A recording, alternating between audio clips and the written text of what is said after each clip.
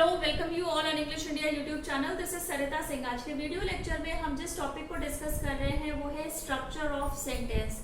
Sentence के structure के according sentence 3 type का होता है: simple sentence, compound sentence and complex sentence. ये तीनों ही सेंटेंस मतलब सिंपल, कंपाउंड और कॉम्प्लेक्स सेंटेंस किस तरह से फॉर्म होते हैं, किस वर्ब का यूज होता है और ये किसी भी सेंटेंस में किस तरह से वर्क करते हैं, इसी बात को आज हम डिस्कस करेंगे।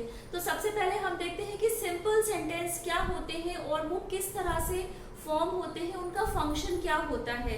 तो जब हम सिंपल सेंटेंस की बात करते हैं, सिंपल सेंटेंस में हमेशा ही सब्जेक्ट होता है, एक फाइनाइट वर्ब होती है। फाइनाइट वर्ब वो वर्ब्स होती हैं जो टेंस के अकॉर्डिंग चेंज होती हैं। जैसे कि अगर प्रेजेंट प्रोग्रेसिव टेंस है तो वहां पर जो फाइनाइट वर्ब यूज होगी वो होगी इज, एम और आर। और जब टेंस चेंज होता है, पास्ट प्रोग्रेसिव टेंस में जाता है, तब वहां पर जो वर्ब होती है वो वॉज और वर यूज होती है। तो फाइनाइट वर्ब वो होती है जो टेंस के अकॉर्डिंग चेंज होती है। प्रेजेंट टेंस में इज, एम, आर आएगी, पास्ट टेंस में वॉज, वर आएगी एंड फ्यूचर टेंस की जब हम बात करते हैं तो विल और शैल आता है, बी के साथ आता है।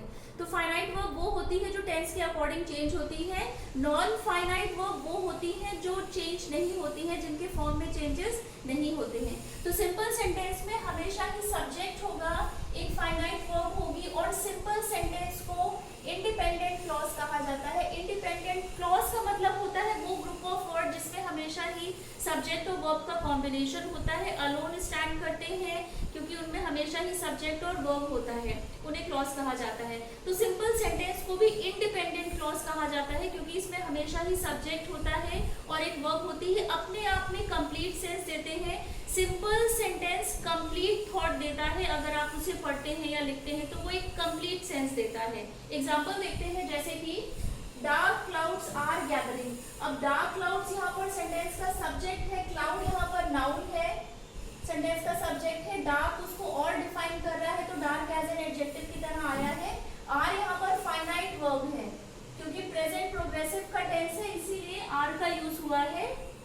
गैदरिंग यहाँ पर सेंटेंस का ऑब्जेक्ट है। तो यहाँ पर डार्क क्लाउड्स आर गैदरिंग, जब आप सेंटेंस को पढ़ रहे हैं तो पढ़ने से एक कंप्लीट थॉट आ रहा है। अगर टेंस पास्ट में होता, पास्ट प्रोग्रेसिव में होता तो यहाँ पर वर हो जाता।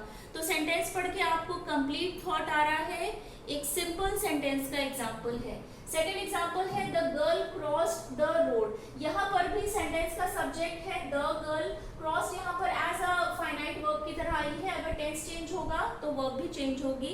प्रेजेंट प्रोग्रेसिव में होगा तो इज क्रॉसिंग हो जाएगा, पास्ट प्रोग्रेसिव में आके वॉज क्रॉसिंग हो जाएगा। तो क्रॉस यहाँ पर एज अ फाइनाइट वर्ब आया है। द रोड यहाँ पर क्रॉस के लिए, वर्ब के लिए एज एन ऑब्जेक्ट की तरह वर्क करा है। ऑब्जेक्ट 2 टाइप का होता है। डायरेक्ट ऑब्जेक्ट वो होते हैं जो वर्ब के एक्शन को डायरेक्टली रिसीव करते हैं और इनडायरेक्ट वो ऑब्जेक्ट्स होते हैं जो वर्ब के एक्शन को इनडायरेक्टली रिसीव करते हैं। तो सिंपल सेंटेंस में हमेशा ही प्रॉपर सब्जेक्ट होगा, फाइनाइट वर्ब होगी। इन्हें हम इंडिपेंडेंट क्लॉज भी कहते हैं क्योंकि ये कंप्लीट थॉट देते हैं, एक कंप्लीट फैक्ट के बारे में बताते हैं, कंप्लीट सेंस देते हैं। तो उन सेंटेंसेस को हम सिंपल सेंटेंस कहते हैं। अब जब कंपाउंड सेंटेंस की बात आती है तो कंपाउंड सेंटेंस में 2 और मोर इंडिपेंडेंट क्लॉज होते हैं। क्लॉज को अभी हम डिस्कस कर चुके हैं, वो ग्रुप ऑफ वर्ड होता है जिसमें हमेशा ही सब्जेक्ट वर्ब का कॉम्बिनेशन होता है, अलोन स्टैंड करता है, अपने मीनिंग को फुल एक्सप्रेस करने में केपेबल होते हैं इंडिपेंडेंट क्लॉज। 2 और मोर जब इंडिपेंडेंट क्लॉज ज्वाइन होते हैं, या तो वो कोऑर्डिनेटिंग कंजंक्शन की हेल्प से ज्वाइन होंगे या वो कॉमा की हेल्प से भी ज्वाइन होते हैं और सेमीकोलन भी आता है। मीन्स कि जब 2 कंप्लीट सेंटेंस, 2 इंडिपेंडेंट क्लॉज भी हम उन्हें कह सकते हैं, जब वो ज्वाइन होते हैं या तो कंजंक्शन से या कॉमा से या सेमीकोलन से, तो उन्हें कंपाउंड सेंटेंसेस कहा जाता है। और कंपाउंड सेंटेंसेस कंप्लीट आइडिया देते हैं। ऐसे सेंटेंसेस को कंपाउंड सेंटेंस कहा जाता है जहां पर 2 बातों की इक्वालिटी है, मतलब अगर 2 बातें शेयर की गई हैं तो उनकी इक्वल इंपॉर्टेंस है, इक्वल वे में एक बात कही गई है। जब हम कोऑर्डिनेटिंग कंजंक्शन के थ्रू सेंटेंसेस को जोड़ते हैं, 2 इंडिपेंडेंट क्लॉजेस को जब हम कोऑर्डिनेटिव कंजंक्शन की हेल्प से जोड़ते हैं तो वो कोऑर्डिनेटिव कंजंक्शन होती है फैन वॉइस की। फैन बॉयज एक ये ट्रिक है कोऑर्डिनेटिव कंजंक्शंस का, ये ट्रिक है जो कि कोऑर्डिनेटिंग कंजंक्शन है, इनकी हेल्प से भी दो इंडिपेंडेंट क्लॉजेस को ज्वाइन करके कंपाउंड सेंटेंस बनाया जाता है। एग्जांपल है she went to see her but she wasn't there। तो यहाँ पर जो but है वो एज अ कोऑर्डिनेटिव कंजंक्शन की तरह आया है, दो क्लॉजेस है, दो इंडिपेंडेंट सेंटेंस है, दो इंडिपेंडेंट क्लॉज है। यहाँ पर she went to see her ये एक सेंटेंस है एंड she wasn't there। अगर आप but को यहाँ से हटा देते हैं तो दोनों ही सेंटेंस अपने आप में कंप्लीट सेंस दे रहे हैं कि she want to see her वो उससे मिलना चाहती थी एंड she wasn't there वो वहां पर नहीं थी। बट को हटाने पर भी आपको अगर अलग अलग सेंटेंसेस को देखते हैं तो कंप्लीट सेंस दे रहे हैं, लेकिन क्योंकि कंपाउंड सेंटेंस को फॉर्म करना था, दो इक्वल चीजों को एक साथ बताना था, इक्वल इंपॉर्टेंस की चीजों को एक साथ बताने के लिए कनेक्ट हुआ है ये सेंटेंस कोऑर्डिनेटिव कंजंक्शन की हेल्प से। तो बट यहाँ पर एज अ कोऑर्डिनेटिव कंजंक्शन की तरह आया है। अब जो कंपाउंड सेंटेंस होते हैं वो या तो कॉमा की हेल्प से भी अटैच हो सकते हैं और सेमीकोलन भी आता है। एग्जाम्पल है he wanted salad, सेमीकोलन का वाक्य है she wanted burger। तो यहाँ पर सेमीकोलन की हेल्प से भी कंपाउंड सेंटेंसेस को फॉर्म किया जाता है, कॉमा भी आता है। अब ये दोनों पूरे ही इंडिपेंडेंट क्लॉज है, मतलब दोनों ही सेंटेंस इंडिपेंडेंट है, कंप्लीट थॉट दे रहे हैं। he wanted salad, she wanted burger.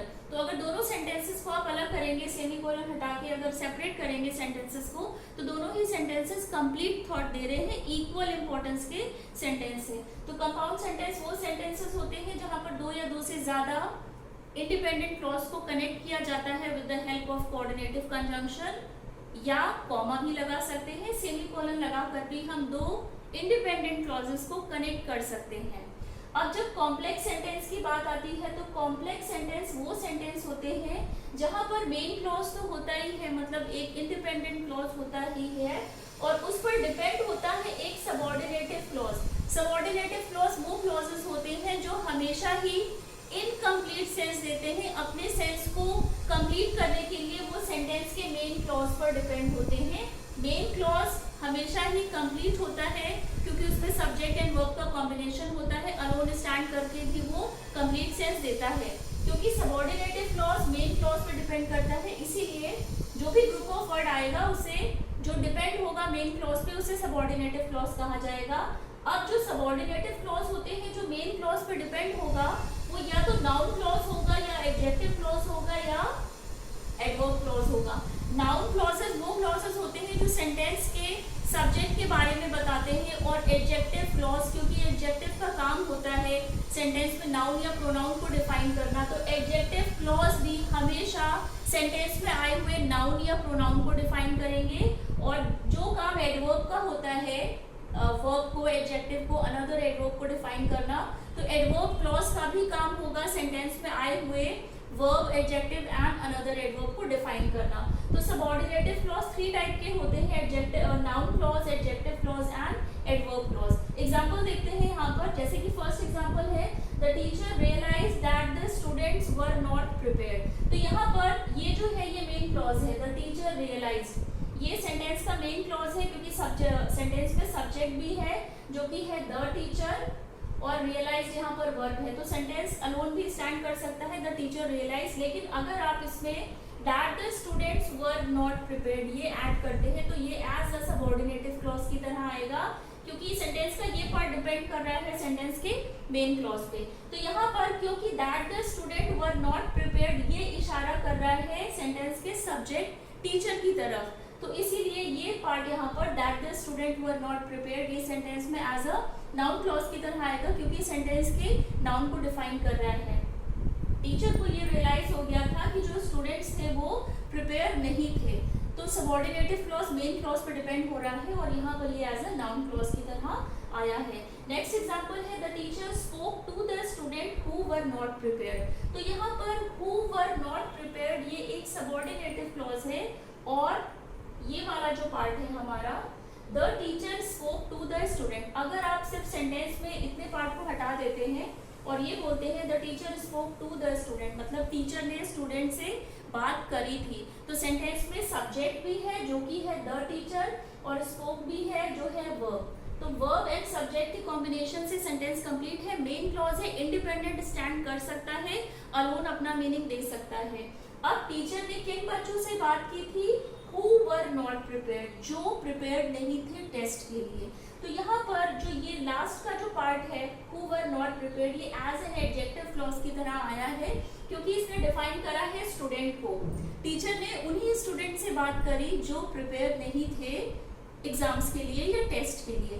तो यहाँ पर रिमेनिंग का जो लास्ट पार्ट है वो एज एन एडजेक्टिव क्लॉज की तरह आया है क्योंकि इसने स्टूडेंट को डिफाइन करा है। स्टूडेंट सेंटेंस में एज अ सब्जेक्ट की तरह, नाउन की तरह आया है स्टूडेंट। यहाँ पर नाउन को हमेशा ही एडजेक्टिव डिफाइन करते हैं। लास्ट एग्जांपल है the teacher scolded the student as they were not prepared. तो यहाँ पर as they were not prepared ये एक सबऑर्डिनेटिव क्लॉज है और जो मेन क्लॉज है सेंटेंस का वो है the teacher scolded the student. तो अगर आप ये सेंटेंस पढ़ते हैं, यहाँ पर द टीचर सेंटेंस का सब्जेक्ट है, स्कोल्डेड यहाँ पर वर्ब है और जो द स्टूडेंट है वो यहाँ पर एज अ डायरेक्ट ऑब्जेक्ट की तरह वर्क कर रहा है। एक कंप्लीट सेंटेंस में हमेशा ही सब्जेक्ट होती है, वर्ब होती है और एक ऑब्जेक्ट होता है। तो यहाँ पर सेंटेंस कंप्लीट है, the teacher scolded the student, मतलब टीचर ने बच्चों को डांटा था। तो सेंटेंस कंप्लीट है, बट किन बच्चों को डांटा था, कौन से वो बच्चे थे? तो वो थे बिकॉज, क्यों डांटा था, रीजन क्या था? As they were not prepared, क्योंकि उन्होंने प्रिपरेशन नहीं करी थी, उन्होंने तैयारी नहीं करी थी। तो रीजन क्या था टीचर के स्कोल्ड करने का? स्कोल्डेड यहाँ पर वर्ब है। रीजन क्या था बच्चों को डांटने का? क्योंकि उन्होंने प्रिपरेशन नहीं की थी टेस्ट के लिए। तो वर्ब को डिफाइन करने वाले वर्ड्स हमेशा ही एडवर्ब्स होते हैं या ग्रुप ऑफ वर्ड भी एडवर्ब फ्रेज की कैटेगरी में आता है। तो यहाँ पर क्योंकि ये जो पार्ट है as they were not prepared, ये सेंटेंस के इस पार्ट पर डिपेंड है, सबऑर्डिनेटिव क्लॉज है और ये हमें एक्स्ट्रा इंफॉर्मेशन दे रहा है वर्ब के बारे में। तो यहाँ पर ये एज एन एडवर्ब क्लॉज की तरह आया है क्योंकि ये एडवर्ब क्लॉज हमेशा ही सेंटेंस में आए हुए वर्ब, एडजेक्टिव और अनदर एडवर्ब को डिफाइन करते हैं। तो आज के वीडियो लेक्चर में हमने सिंपल सेंटेंस, कंपाउंड सेंटेंस और कॉम्प्लेक्स सेंटेंसेस को डिस्कस करा है। सिंपल सेंटेंस में हमेशा ही सब्जेक्ट होगा, वर्ब होगी, उन्हें इंडिपेंडेंट क्लॉज कहा जाता है क्योंकि वो कंप्लीट थॉट देते हैं, अलोन स्टैंड करते हैं। कंपाउंड सेंटेंस को कनेक्ट किया जाता है with the help of coordinative conjunction, जो कि फैन वॉइस की कैटेगरी में आते हैं। कॉमा की हेल्प से भी हम कंपाउंड सेंटेंसेस को कनेक्ट कर सकते हैं। With the help of semicolon we also connect the compound sentences। दो मेन क्लॉजेस को कनेक्ट करके कंपाउंड सेंटेंस बनता है। और कॉम्प्लेक्स सेंटेंस वो सेंटेंस होते हैं जहां पर मेन क्लॉज होता है और एक सबऑर्डिनेटिव क्लॉज होता है। सबऑर्डिनेटिव क्लॉज हमेशा ही मेन क्लॉज पर डिपेंड होता है। सबऑर्डिनेटिव क्लॉज भी 3 टाइप का होता है, noun clause, adjective clause and adverb clause. तो आज के वीडियो लेक्चर में इतना ही। आई होप आपको आज का वीडियो लेक्चर पसंद आया होगा। इससे पहले भी इस चैनल पर जो भी वीडियोस बन चुके हैं वो सभी चैनल